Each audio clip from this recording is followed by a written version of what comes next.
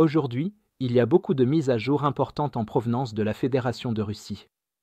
Ici, les raffineries de pétrole russes s'embrasent alors que l'Ukraine déchaîne des vagues incessantes de frappes de drones en profondeur sur le territoire ennemi. Avec 10% de la capacité de raffinage de la Russie déjà hors ligne et d'autres cibles en vue, ces attaques commencent à paralyser l'économie russe.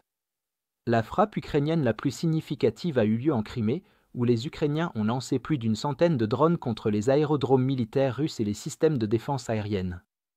Pour épuiser les défenses aériennes russes, les Ukrainiens ont déployé des drones leurs, surchargeant les équipes russes avec des cibles et permettant aux vrais drones de passer.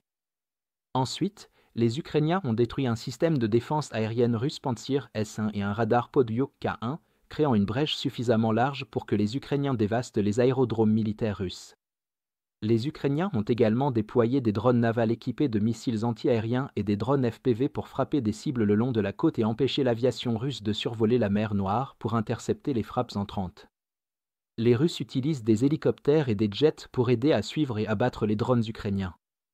Avec ces aérodromes lourdement bombardés et les Russes incapables d'utiliser leur aviation, la défense aérienne russe a été affaiblie, surtout au-dessus de la mer Noire et de la mer d'Azov, où les hélicoptères russes sont le plus souvent déployés.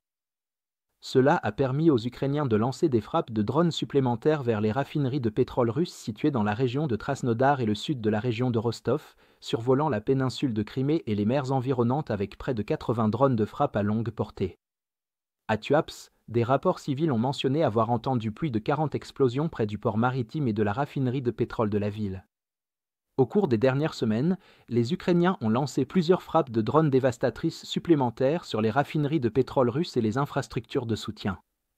Notamment, les Ukrainiens ont frappé une grande raffinerie de pétrole et un dépôt dans le kraï de Krasnodar, juste sous le nez de la base principale de la 90e brigade de défense aérienne russe, détruisant même plusieurs systèmes de défense aérienne lors de la frappe. Dans la région de Volgograd, les Ukrainiens ont frappé la principale raffinerie de pétrole, qui raffine plus de 14 millions de tonnes de pétrole par an, à plusieurs reprises au cours de nombreux jours, ainsi que l'usine de traitement de gaz d'Astrakhan dans la région. Les Ukrainiens ont lancé des frappes bien au-delà de l'oblast de Volgograd, frappant la raffinerie de pétrole de Saratov, qui traite plus de 7 millions de tonnes de pétrole par an. Après Saratov, les Ukrainiens ont frappé la raffinerie de pétrole d'Ilski au sud, avec une capacité de plus de 6 millions de tonnes de pétrole par an, et la raffinerie de pétrole de Sirzan près de Samara avec une capacité de presque 9 millions de tonnes de pétrole.